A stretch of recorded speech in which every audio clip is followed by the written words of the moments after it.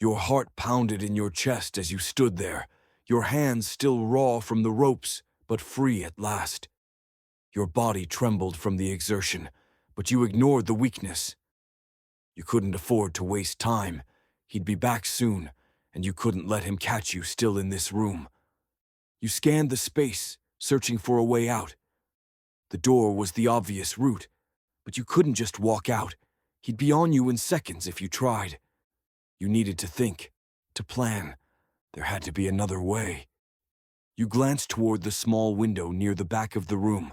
It was high up, too high to reach without some kind of help, but it gave you an idea. If you could get something to boost you up there, you might be able to break through and escape that way. Your eyes landed on the overturned chair, the wood still intact despite the force you'd used to knock it over. It wasn't much, but it could help you reach the window. You grabbed it and placed it carefully against the wall, then climbed onto it with as much stealth as you could muster. Every creak of the wood felt like a scream in the silence, but you couldn't let that stop you. You needed to move quickly. Once you were on top of the chair, you reached up for the window, your fingertips brushing the edge of the sill. You stretched higher, pushing yourself up onto your toes, but your fingers couldn't quite reach it. The window felt just out of your grasp. You kicked the chair, forcing it to slide a bit closer to the wall, then clambered up again. This time you managed to get a grip on the window's edge. Your heart raced as you pulled yourself up, your feet scraping against the wall for leverage. It took everything you had, but finally you were close enough to push the window open. It didn't budge. Frustration and panic surged through you. You pulled harder, throwing all your weight into the effort. The window groaned, the hinges creaking under the strain, but still, it didn't open. It was stuck, rusted, and old. You weren't going to get through this way. A sound outside the door made your blood run cold. Footsteps, his footsteps. You had seconds, maybe less. The window wouldn't open, and the door was your only option now. You scrambled off the chair and hurried to the door. You knew you couldn't just walk out. He'd catch you the moment you did. You needed to outsmart him. You needed to create a diversion. Quickly, you surveyed the room again, your eyes landing on a shelf near the door. There were a few scattered objects, a small glass bottle, a piece of metal, nothing that could immediately help. But your mind was working fast. A thought occurred to you, a dangerous one. You grabbed the glass bottle and turned it over in your hands. You didn't have time to think about the risks. You just had to act. You hurled the bottle against the wall as hard as you could. It shattered with a deafening crash, and in the split second of chaos that followed, you sprinted toward the door, pulling at the lock with all your might. It clicked. The door was open. You flung it wide and ran, your heart hammering in your chest. You barely registered the sound of his voice as he cursed behind you. The hallway stretched before you, a blur of shadows and dim light. You didn't care where it led, just as long as it was away from him. You turned a corner, your breath ragged as you dashed down the corridor. The sound of his voice calling after you echoed down the halls, but you didn't look back. Your only focus was moving, running, escaping. The hallway ended abruptly in front of you, a dead end. You skidded to a halt, panic threatening to rise, but you didn't give in. You spun around, your eyes frantically searching for another way out. There had to be something. You noticed a door to your right, hidden behind a row of shelves. You grabbed the handle and turned, praying it wasn't locked. It clicked open. Inside, you found yourself in a small, dimly lit storage room. The walls were lined with shelves of various supplies, old tools, boxes, and bags of unmarked material. It wasn't much, but it was a hiding place. You pressed your back against the door, breathing heavily, trying to steady your thoughts.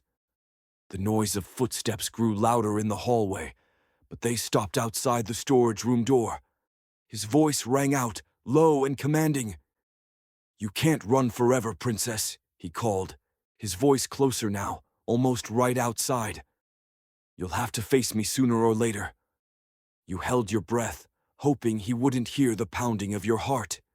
The footsteps stopped directly outside the storage room door, and your breath hitched in your throat. The seconds stretched on endlessly as you pressed yourself tighter against the wall, desperate to make yourself as small and silent as possible. He was there. You could feel it, sense his presence like a shadow creeping over the door. The doorknob jiggled, and your stomach plummeted. He was testing it. "Come on out, sweetheart," his voice drawled, calm and menacing. "We both know this little game of hide-and-seek won't end well for you.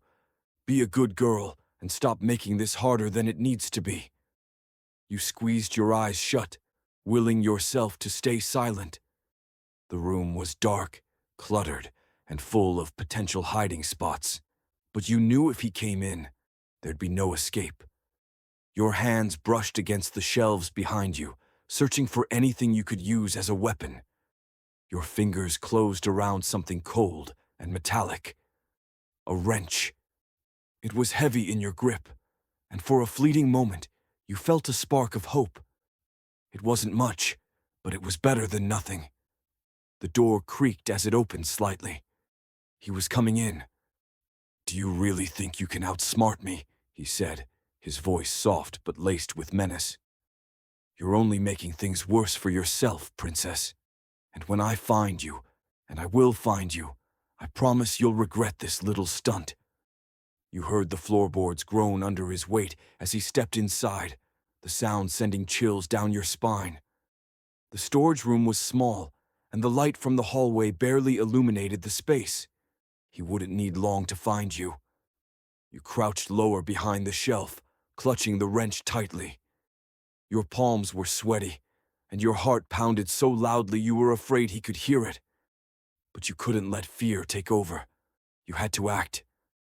His footsteps grew louder, closer. "I know you're here," he murmured, his voice almost sing-song.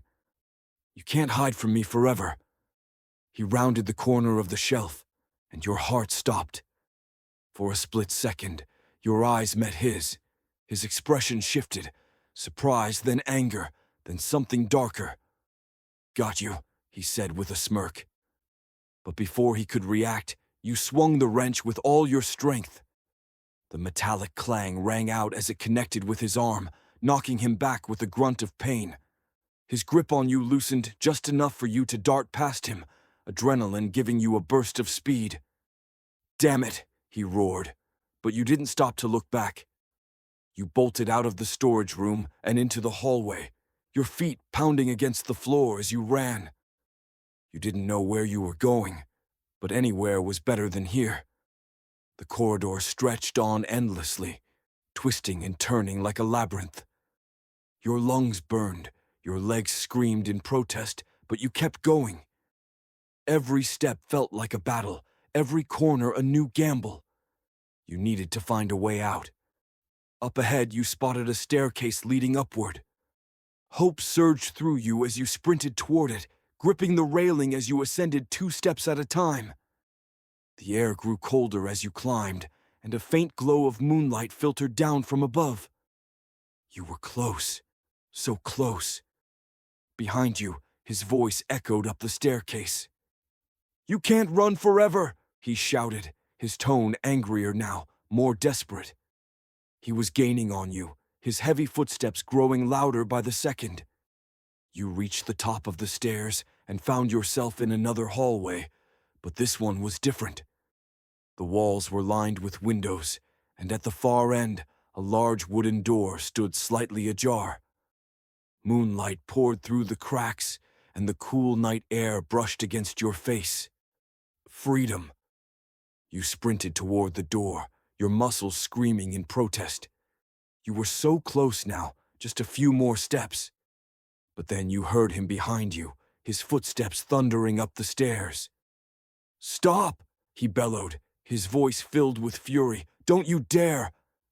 You didn't hesitate. You shoved the door open and burst outside into the cold night. The air hit you like a slap, sharp and invigorating. The forest stretched out before you, dark and endless, the trees swaying gently in the wind. You didn't look back. You ran into the woods, the darkness swallowing you whole. Branches scratched at your skin. The uneven ground threatened to trip you, but you kept going. His shouts faded behind you, replaced by the sound of your own ragged breathing and the rustling of leaves. The forest was alive with sounds, chirping crickets, the rustle of wind through the trees, and the occasional crack of a branch beneath your hurried steps. The cold night air burned your lungs, but you didn't stop. You couldn't stop. Every step felt like an act of defiance, a declaration that you weren't going back. The canopy above blocked most of the moonlight, leaving you in near darkness. Your pulse thrummed in your ears, louder than the rustling leaves. You glanced over your shoulder, half expecting to see him charging after you, his figure silhouetted against the tree line. But there was nothing, just darkness and silence. You slowed your pace, your body screaming for rest. Every muscle ached, and your head throbbed where the wound from earlier still bled slightly beneath the makeshift bandage. You leaned against a tree, catching your breath, your fingers gripping the rough bark for support. As your breathing steadied, you tried to focus on your surroundings. The forest stretched endlessly in all directions, an overwhelming sea of shadows and shapes. You needed to stay alert, to figure out where you were and how to get out of here. But the woods offered no landmarks, no signs of civilization, just the oppressive weight of isolation. A distant sound made you freeze. Footsteps, slow and deliberate, crunching through the underbrush. Your heart leapt into your throat as you pressed yourself against the tree, straining to listen.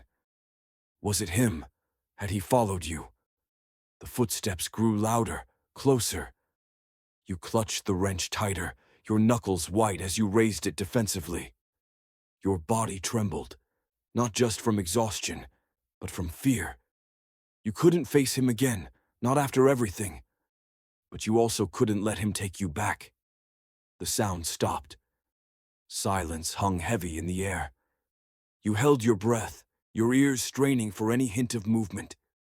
But there was nothing, just the eerie stillness of the forest. After what felt like an eternity, you dared to move, inching away from the tree and deeper into the woods. You kept low, your footsteps careful and deliberate, trying to make as little noise as possible. Your eyes darted around, scanning for any sign of danger. As you moved, the trees began to thin, and a faint light appeared in the distance. Your chest tightened with cautious hope. Was it a road? A house? You didn't know, but it was something that could lead to safety. You pushed forward, the light growing brighter with every step. It wasn't until you broke through the trees that you saw what it was. A small cabin, its windows glowing with the warm flicker of candlelight. Smoke curled lazily from the chimney, disappearing into the night sky. Relief washed over you, but it was quickly tempered by caution. Who lived here? Would they help you, or turn you over to him? You couldn't afford to trust anyone blindly, not now. But you also couldn't stay out in the woods forever. You needed help. You crept closer, staying low and keeping to the shadows. As you approached the cabin, you saw movement inside, a figure pacing back and forth. They were tall, but their features were hard to make out through the frosted glass. You hesitated, debating whether to knock or slip away unnoticed. Before you could decide, a voice called out, "Who's there?" Your breath caught. They'd seen you. The figure moved to the door, the light spilling out as it opened. A man stepped onto the porch, his features illuminated by the glow from inside. He looked rugged, his face weathered, and his clothes practical, like someone who'd lived out here for a long time.